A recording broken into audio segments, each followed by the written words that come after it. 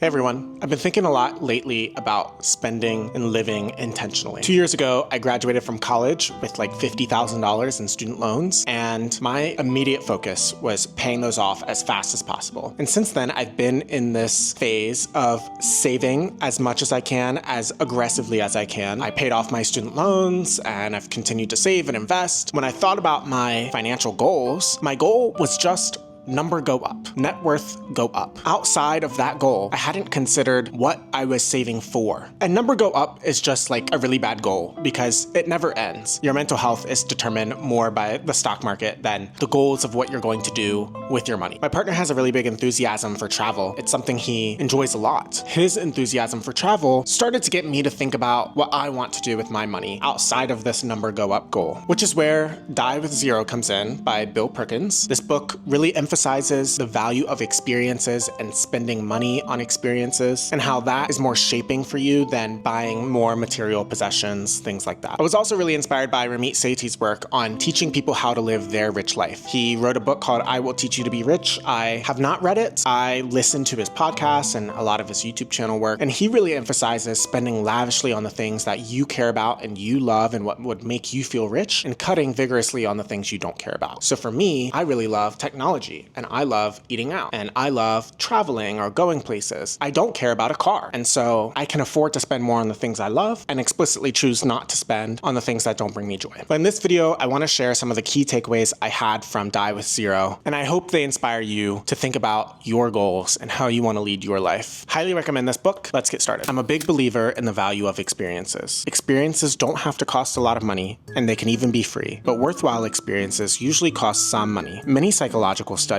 have shown that spending money on experiences makes us happier than spending money on things. Unlike material possessions, which seem exciting at the beginning but often depreciate quickly, experiences actually gain in value over time. They pay what I call a memory dividend. One of the biggest takeaways I had from this book is that concept of the memory dividend. When you think about investing, you're often thinking about the compound interest or the compound returns that you're going to get from your investment over time and how that can lead to exponential growth. The memory dividend is the same type of concept, but taken for memories and experiences. When you have a fulfilling experience, not only are you getting the full benefit of that experience in the moment, but every time you remember that experience, you're getting a benefit, the joy that was brought to you from that experience. How that experience changed you brings you benefits every day to your life. It makes you a better person. It expands your horizons. It changes the way you think. And so we can't undervalue an experience, even if maybe it's not the financially optimal thing in the moment, because these experiences can really be life-changing depending on what they are and what you choose to prioritize. Another example that really resonated with me is that these memories compound every year that you get to think about them. So if we consider an example where I take a trip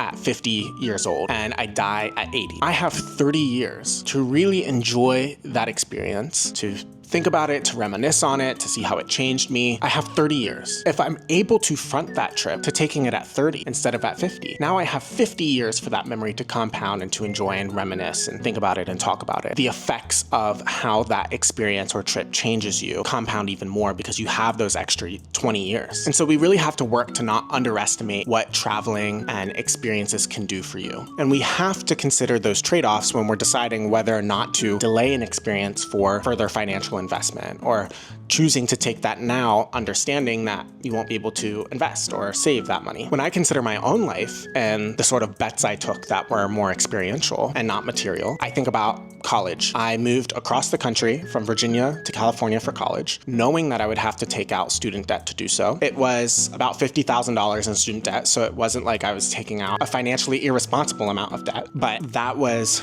a trade-off as compared to going to college in Virginia, where I probably would not have had to take out debt. However, moving to California for 3 years, experiencing that culture in California really shaped who I am as a person. And I met new people and had new mindsets and new experiences that I probably wouldn't have had in Virginia. I also have been able to travel internationally. My last big international trip was to Japan in 2017, which is so radically different than life here in America and was extremely formational to who I was at 15 when I took the trip. I also very recently took a trip to Canada, which is just 3 hours north of us here in Seattle. Seattle. But even then, you could see how big of a cultural differences there is in Canada compared to the US, where Canada seems to be much more empathetic towards the group, whereas the US is very much an individual society where you're trying to climb the ladder and get yours, right? Having these types of experiences, learning from other cultures can really shape you. My point is that the day I die and the day I stop being able to enjoy certain experiences are two distinctly different dates. That is what I mean when I say we die many deaths in the course of our lives. The teenager in you dies, the college student in you dies, the single unattached you dies, the version of you that's a parent to an infant dies, and so on. Perkins makes a big effort in this book to remind you that your health is going to deteriorate over time. This is especially poignant when it comes to retirement, where you have the go-go years where you're traveling and doing as many experiences that you had held off from doing while you were working, to the slow-go years where that slows down, to the no-go years where you're just watching Jeopardy at home. Over time, you will go from having the energy to travel and to try new things all the time to less and less of that. As you get older, you will not be able to do the same things you could do 30 years ago. Retirement is the biggest example here. The difference between a 65-year-old who's going cruising and traveling and seeing the world versus an 80-year-old who wants to sit at home, that's a really dramatic difference. But to a lesser extent, this is happening throughout the course of your life. For example, if one of your goals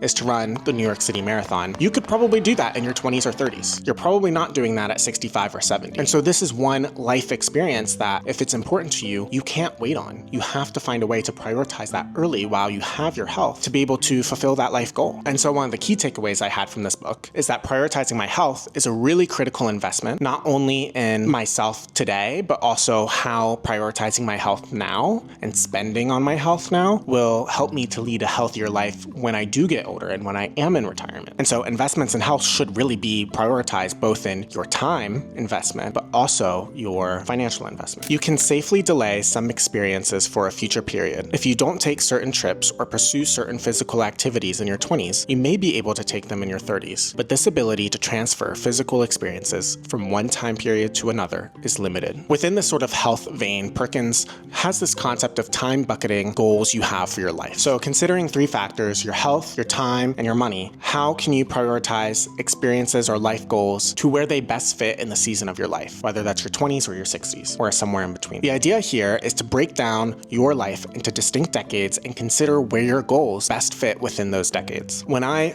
did this exercise for myself, what I found is that in my 20s, the goals that I had required a lot more energy. They're about investing in this YouTube channel, or traveling internationally into urban environments and going to see cities I've never seen, or traveling back home to family on a more frequent basis because I don't know if my parents are going to be around in 30 years, right? I have to make that a priority in my 20s. And then the life goals I was considering as I got older require more money. So things like maybe buying a car in my 30s or a house in my 40s, settling down. I feel like in my 40s, I'm not going to probably move every 5 years to a different city. One of my other big goals is to travel internationally on a first-class flight. So you can travel pretty cheaply in your 20s, but I might not want to stay in hostels when I'm 30s or 40s. Traveling first class internationally is a huge life goal. Like, that would be insane and a real big waste of money, but something I want to do. And so where does that best fit in the season of my life? It fits best after I don't have the energy to fly economy on a 12-hour flight, after I'm not staying in hostels, comes during the season where I do have more income and I can afford to have that experience. And then as I get even older and I reach retirement, I'm thinking about what life goals can I prioritize then? For example, I'm probably not going to be wanting to walk a shit ton in my 60s and 70s. It might be harder. So maybe taking cruises at that time is best. I love ships. I love cruises, but I can do that in my 20s and I can do that in my 60s. I'm probably not going to want to stay in a flat in Paris in my 70s. So if we break this down further, you can see that one of the big themes of my life goals is travel. And you can also distinctly see how that evolves over time. My 20s, much more urban, things that I feel will really change my viewpoint, expand my life experiences. In my 30s, it turns into things that require more capital. So flying internationally first class, things like that. And then as I get older and I reach retirement age, I know that I will still want to travel, but I might not have the health to be able to do that in such a physically demanding way. And so that's where I'm prioritizing things like cruises. You can be generous only when you're alive, when you have actual choices and their consequences. That's when you can choose whether to give your money or your time to one thing or another. If you give generously when you're alive, then I can consider you selfless. If you're dead, you just don't have that choice. So by definition, you cannot be generous when you are dead. Being generous is something that I'm still working on and working towards. Having Perkins' insight that you can only be generous when you're alive life is valuable, and I think I agree with that. The main reason this comes up is because for myself, I'm not planning to have kids, and so one of the big ideas is that when you die, whatever capital you've accumulated will go to a charity or being generous to a loved one. But Perkins doesn't see that as like a selfless or helpful act, really, because you don't have a choice. Your money has to go somewhere. And so if you want to be generous and you want to prioritize generosity, then you have to do that while you're alive. One of his central arguments is that people are suffering today. Real people who are alive today are suffering. Charity, mutual aid, those people, they need your money today, even if it's less than potential future money you could give them for potential future people that don't yet exist. This perspective really sort of shifted how I think about generosity, which went from I am planning to be more generous in the future as my income grows to no, if this is something that matters to me, I need to start small and start with what I can do today and build off of that as my income grows in the future. And so I'm budgeting explicitly for it. I've already had some categories about being generous to the people I love. So that's gifts for birthdays or Christmas, things like that. I'm also now including a category for being generous to people that I don't know. And as I grow in my career, I have explicit giving goals that I've thought about and made and put in my plan in my time buckets. And so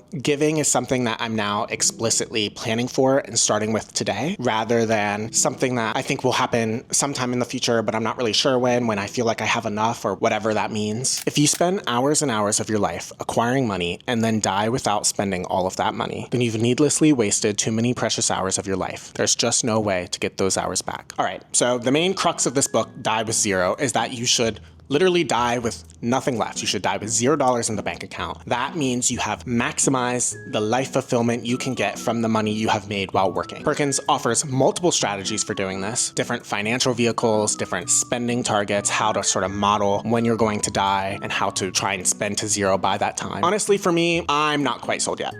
It's a lofty goal. As the author even admits, it's an impossible goal. You're likely not going to know the exact day you're going to die, and you're likely not going to hit zero on that day. I think I need to take more time to look introspectively about how I will feel financially safe and secure as I grow and reach retirement and start spending that down. But what this book has changed for me, it's an acknowledgement that life is not a game you win by reaching some high score in how much money or net worth you have. You aren't winning by living life smaller than you need to because you refuse to spend money and you're just trying to see net worth go up. This book has taught me the concept of prioritizing experiences for the season of life in which they belong. So factoring in things like health and finances and your ability to do that experience over time. It's helped me to view experiences as an investment in myself and not so much a waste of money or an extraneous spending, but rather as an investment in my growth. And it's taught me that I need to be generous financially now and as I grow in my career and not hold that off for some future date. So I think the main idea is that you should save responsibly, but not excessively. As you can see, I really marked this book up. I really liked it. Everything you do in life,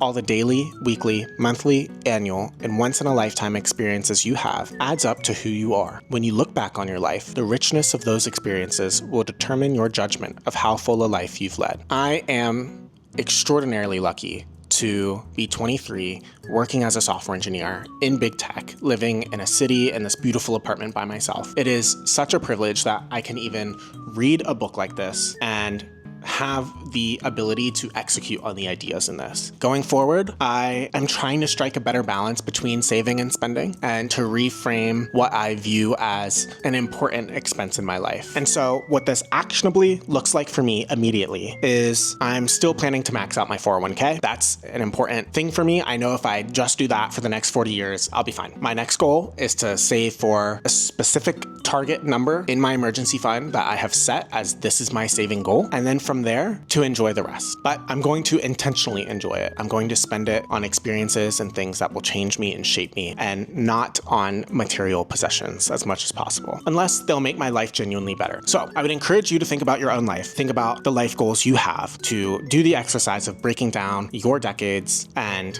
where your life goals fit into those. And to think about your financial goals as not a number you need to save or a net worth ticker going up, but to think about what your money can afford you in terms of security and safety, and also, importantly, experiences that will shape you. That's it. Let me know what you thought. I would definitely recommend the book. If you do plan on buying it, try to support from a local bookstore if you can. If you enjoyed, please like, please subscribe. I'll see you next time.